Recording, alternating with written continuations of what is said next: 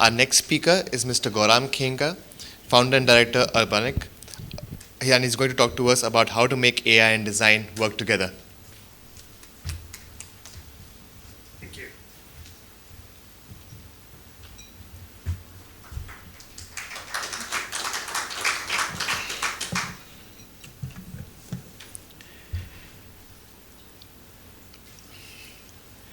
So, like the topic says and what Cyril and Abhishek have spoken about earlier, I'm really going to touch upon design, which kind of completes the spectrum of what Cyril spoke about, what Abhishek spoke about. It should have been the other way around because we start first with design, then construct, and then sell. But we've gone the other way in this talk, so it's interesting. I'm just going to touch briefly upon what design is. How do I change these slides? Sorry. This one, the green. Okay, thank you.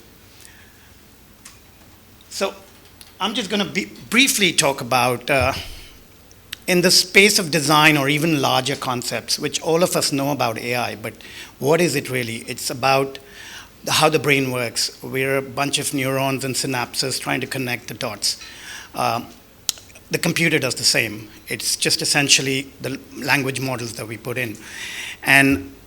But the larger issue is the difference in the data bank. We really can't compete with AI on that.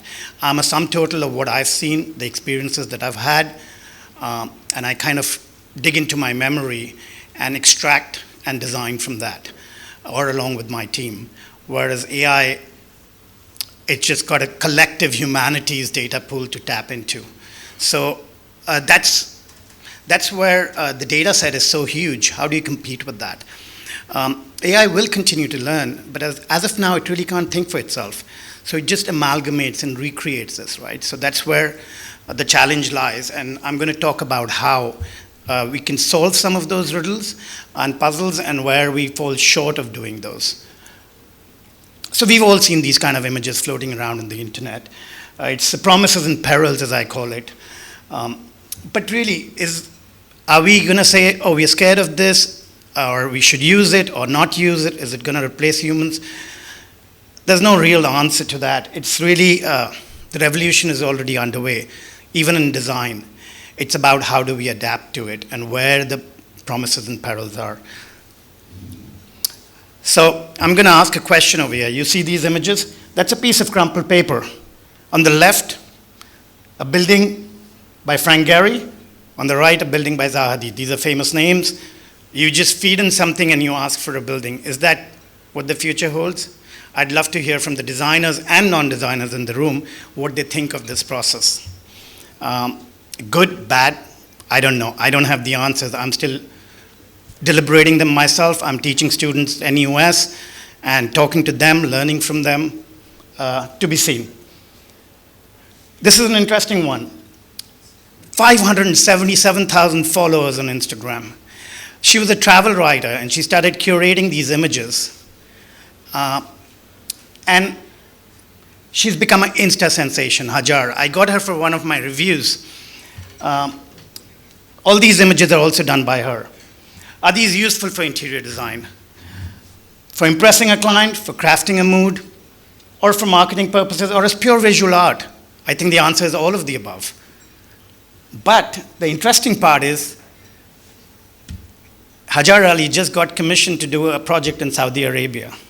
She's a travel writer. She's doing a hotel as an architect. Is that the future? What will it lead to? I'm curious to see. Is it a ticking time bomb, or is it an opportunity? Can we use tools without being seduced by them, or can we craft better design solutions? It all depends on how we reorder our priorities. So we can all see visuals, images, easy, quick to generate, great marketing material, seductive idea generation. Cons, it's scaleless, spaceless. Visuals can be reverse engineered to create architecture. Not necessarily the best way to do architecture, in my opinion. Owners may decide to work without architects. It's going to happen. Definitely going to happen. We're going to get some garbage coming out, and let's prepare for it. Lack of coherence, plagiarism, misrepresentation. I'm seeing it across the spectrum. Lots of AI images on websites where architects have not even done those, or there were pictures, and people believe, wow, they've done this project. So careful. But now I'm going to talk about how that process can be stitched up. We're still far in the journey. The process has been going on, but there's no coherent single process solution. And I'm going to touch on some of the tools that exist today in the marketplace and how you could look at them either as a developer, designer, or otherwise. So can you press play on this? So this is early stage design. There's software or rather AI, regenerative AI called Archistar and Giraffe. So if cities have fed in data sets like Singapore, Sydney, Melbourne, you can look at it, you can get the regulatory frameworks, you know how much you're allowed to build, you can do a fit test, you can do a feasibility, all in the matter of minutes or a few hours in certain cases. It'll tell you what's your envelope, how much you can build, what height you can go to, what materials you can use, and all of the above. And then you can download it. So if you're looking at buying a property in a developed market, you can already understand what you can build over there. Let's go to the next slide, okay. Sorry, how do I go? Okay. From concept design, after pre-design, you're looking at, of course, ChatGPT and Claude and all kinds of tools to really give you ideas. Some of them can be really creative ideas. But in this scenario, I had a student who I said, let's do an eco-resort in this location, and he was trying to do something different. So, no pun intended, he came up with the idea of doing a bat-themed hotel. Batty idea, right? I mean, yes, there might be some value to it, but would you really want to go to a hotel which is bat-themed and bats are celebrated? I wonder.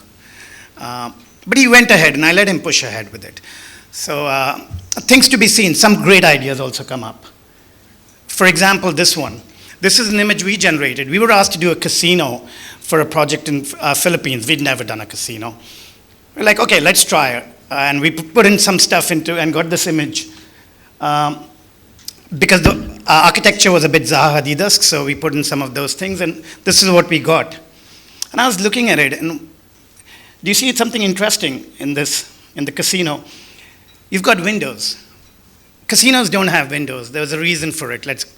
I won't go into that. All of you know that. But what it did was give me an idea. Hey, today we have digital screens. Can we digitize and could put all these screens in a casino hall? And I told the client that, and he loved the idea. You can control your environment, day, night.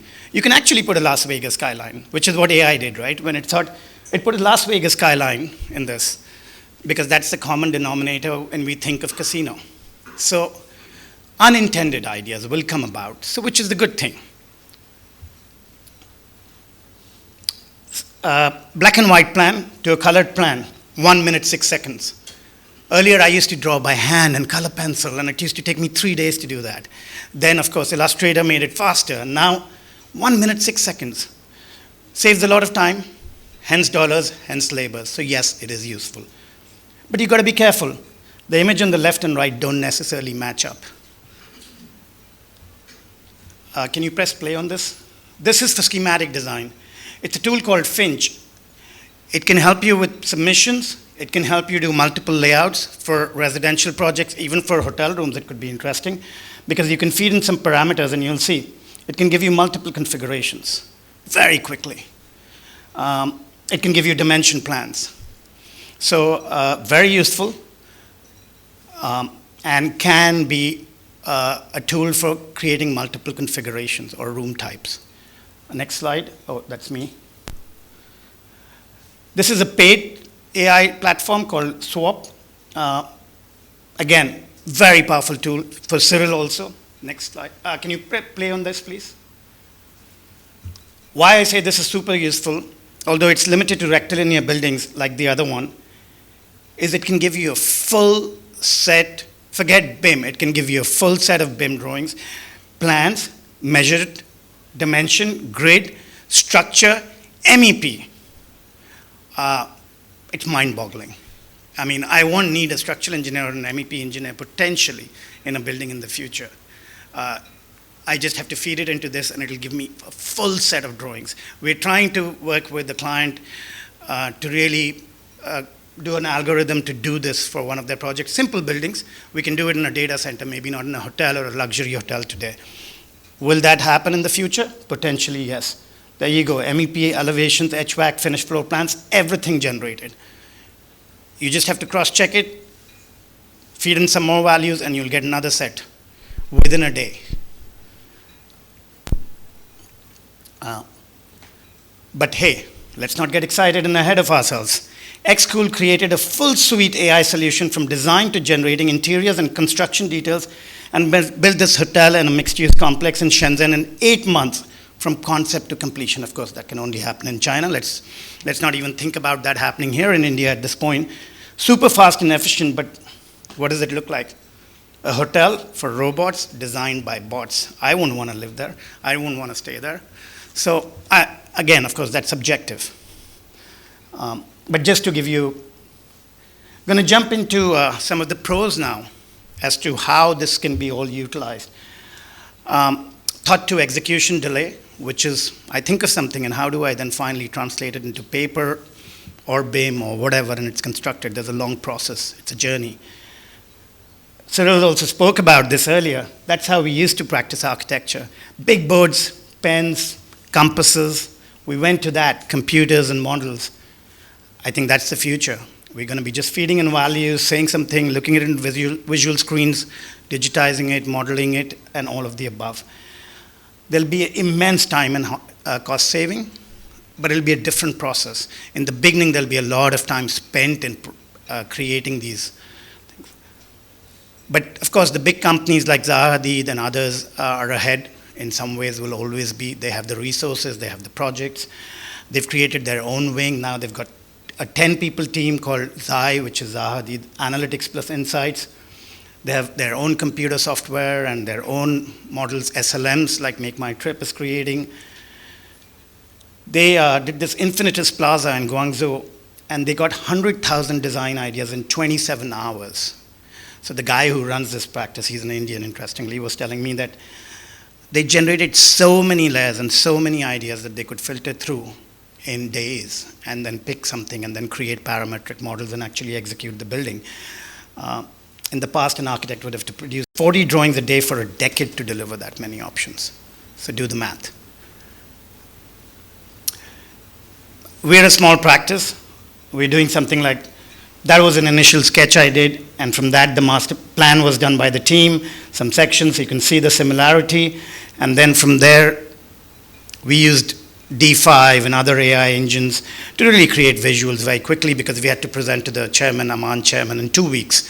It was a crazy deadline, so we actually went in that process in 2 weeks to produce that. In the past, there was no way we could have done that or created those renders. So from a visualization perspective, very useful. To even translate a sketch into some kind of basic plan and then work on it, fast. So there is value. It can be done. We have to control it still. We have to not let the tool work for us as in be the boss, but we have to control the tool and learn how to use this as a tool. And that's where I think we're going to stay very relevant, but the general mass or a lot of the people will end up being driven by the tool rather than driving the tool. So we'll get a bit of a mishmash in the industry to be seen how it plays out. This was very interesting. One of my students did this. A photo to an inspiration to an idea to creating an editable Rhino mesh model.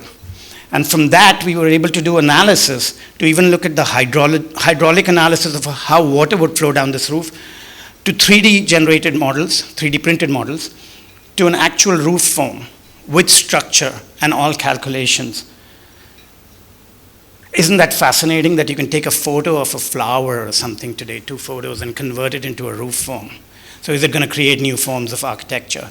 Will the building industry be able to keep up with these ideas, and will they be able to construct these as to be seen again? Once you can make a 3D printed model from something, technically you can do a building also. Of course, the scale varies. So you have to structure it, you have to put all the analysis onto it, but this is what's going to happen in the future. From a photo to a drawing It will supercharge sustainability. At least I hope so. Again, Cyril spoke about it. We keep referring to each other because we're in the similar industry, from design, thought to execution. We are using Forma by Autodesk to help compute concrete quantity and thus embodied carbon. That's a Pan-Pacific building done in Singapore, touted as one of the most green hotels. I asked them, how much concrete embodied energy do you have in your concrete? How much concrete did you use? No answer. It's got a lot of green on it, but I wonder if it's really sustainable in a certain sense. I'm curious. So yes, BIM, AI, all these things will give us measurable quantities, and it'll be very useful. Also, of course, post-op, which I'm not going to speak much about, but Wynn in Las Vegas has used AI to control the heating, ventilation, and air conditioning systems. 20% energy saving. So we all have to. I'm not going to go much into this because this is more Cyril's domain, but just some quick cost and risk mitigation, project planning, productive job sites. We are going to have drones and automated stuff which are going to be able to construct. India seems to be far away from that right now. Our contractor construction processes are still dated, but it's going to happen. Construction safety is going to become very easy. You're going to be able to see where people are wearing boots, not wearing boots, where the issues are. Of course, again, we're far from it, but we're getting there. Off-site construction is going to become very, very. We already do it for interior and mock-ups, but it's going to happen more and more for other parts of the puzzle. And it's going to help save time. It's going to be able to see the mock-ups instead of going to site and actually assembling some of those things. Of course, big data in construction. Construction sites themselves are sources of data now, whether it's through drones or otherwise videos or whatever else, and it'll keep creating a feedback loop and improving that. And of course, for post-construction, which is the digital twin I was talking about. And a lot of this BIM business is also going to become all AI-driven in the future. So it's really changing dramatically. It's just going to integrate more and more. Cons, dreams to reality, still a big gap. Clients seduced by imagery and visuals. The tools are not there. You get from that to that. I'm just going to share this. We all like to be seduced. I had a client in Korea who I'm doing a hotel for. He wanted me to build his home. And he showed me this image, and he says, can you build this kind of a home for me? I said, okay, you're in Seoul. Why do you want this kind of a home? It's cold in Seoul. It snows in Seoul. You really want a courtyard with like this kind of setup and with open windows leading to this courtyard? He's like, we have courtyard houses in Seoul, Korea. I was like, yeah, you do, but very different, the scale. So he was very, very much enamored by this. He wanted me to recreate this. So I couldn't help it. I'm not very tactful. And I said, and do you also want a two-bummed and a five-legged horse in this? Look carefully. That's the image. So there is still hallucination that happens, right? But our mind thinks in a very different way. Even when you spell a word and you miss out some alphabets in it, we still read that word. So likewise, you just see a horse or two horses. You're not looking at the baseline. So, I mean, these are things that we're going to get. We're also going to get seductive to reductive. Beautiful step, well, there's a purpose for it. You went down to the water. We all know Bawris in India. Beautiful architecture as well as a purpose. Someone's trying to create an office building like that. I mean, really, what's the purpose? Yes, it's seductive, but are we going to go into reductive is the question. I'm almost coming to an end. Thank you for bearing with me. I look at it in a very different format. I call it the three circles. There's the technical part, which we all know. There's data, algorithms, modeling, large language modeling, all of the above. There's the human and carbon mind, the sentient mind, feelings, compassion, thought, sad. Is AI going to be able to really do that? I wonder. Touch, interior, samples. What are you going to do? I mean, you still want to feel what your stone's going to be. AI is not going to do that. So, yeah, there's that. But most importantly, I think the part that's missing, or the puzzle that's missing today, is how do you create augmented design? And if we could get data on the biosphere, if we could get data, which we find hard even in places like India where we don't have flood modeling data, we don't have historical data because we were not very good at it, but even in other parts of the world it's not there. How can we get that and triangulate and cross-triangulate to really create a solution that sits well in the site that it is in? And use AI to do that, because that's going to supercharge it, and create an augmented reality, augmented design I call it, by intersecting these three circles. And that's where designers will come in, at least designers who are thinking, who are really working with you, understanding the variables to marry these three things to create the most appropriate solutions. So my thoughts are, of course, collaboration between human beings and artificial intelligence. It's a hybrid future ahead of us. I still need a sketchbook, but I also feel the need to see the 3D take shape. That used to be a long process. Now it's faster. It helps me visualize much faster. Quick access helps inform my design thinking and solutions to big data. Carbon mine, like I spoke about. I'm not going to read all of this. You guys can read. And AI is a tool that needs a human counterpart to function. And we need to handle such tools carefully to craft better solutions. Pretty much like what you ended with and Abhishek ended with. Not very different, so we're still all in agreement on that. I'm just going to open it up if you have time. And I would love to hear some thoughts on that image that I showed to all of you about Frank Gehry style, Zaha Hadid style, using a crumpled piece of paper. Any thoughts on that? As well as any of these questions where if you have any thoughts, I'd love to hear from the audience. Anyone? Behzad, go ahead.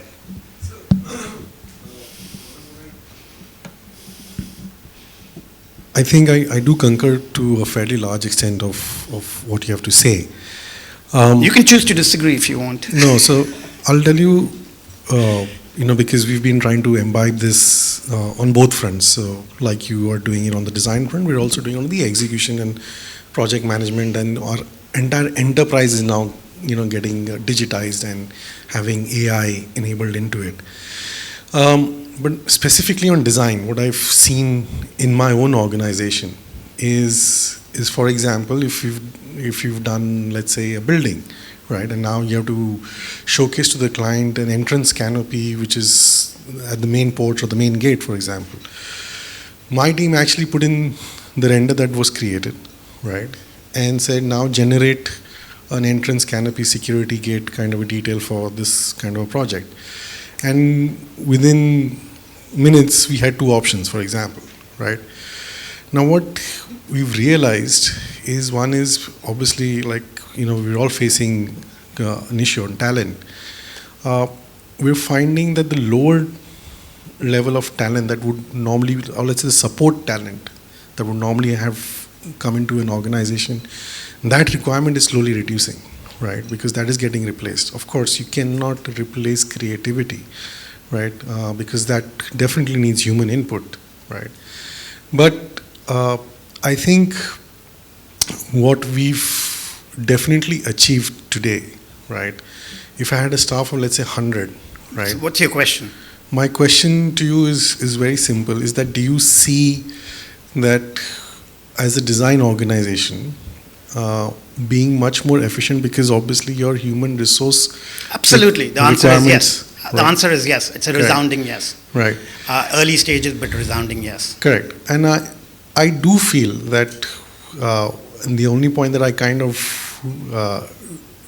did disagree, and as I said, you are subjective on that particular portion, it does need a lot of control. But I believe that yes, timelines are going to reduce, even from design to execution, like you showed in 8 months. Right. I think it just needs more monitoring, correct? And how much of AI are you imbibing as a design organization? Something that I'll also like to do. A fair amount in multiple processes. One of the things we are trying to do, and we'd love to do, is create a project GPT for every project, so it becomes a repository of data for that project itself over its life cycle. Like I said, looking at embodied carbon and other quantity takeoffs from an early stage, which can then help a project manager, or in the absence of a project manager, help a client decide on some part of costs. And in an ideal world, even working hand in hand with the contractors to be able to look at how do you reduce execution, thought to execution. So capital to craft, thought to execution. There's a journey, right? How do you compress that journey, which works for any investor, right? But how do you also not get caught up in just cost and time? That's the journey which you have to modulate. And again, you have to teach the students. I'm doing that, right? In a way, I'm already past the cusp, but the next layer generation is the one who's going to be, how do they manage these tools in a thoughtful manner to really create good results? So again, there's no full answers to everything. It's a journey. Last question. We're facing issues where most of these solutions are working in silos in different kinds of. Yeah. So a particular, let's say, application or platform can do a particular thing but cannot do B particular thing. Do you feel the necessity or to kind of have all of this, or are there applications which kind of put all of this? It's going to come. It hasn't come yet. That's what I was trying to say. It's in silos, but it's going to come. I mean, there's some for something, something for something, but you're going to start getting a more integrated model as well in the future. And we're trying to build something on our own with a certain client for something. So, these things will happen. Anybody else? Any questions? No. Sorry. Yeah. Manish.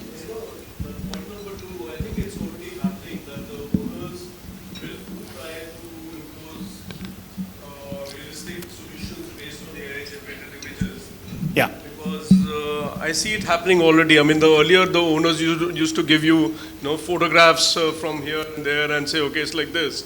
Now I've seen it in my own,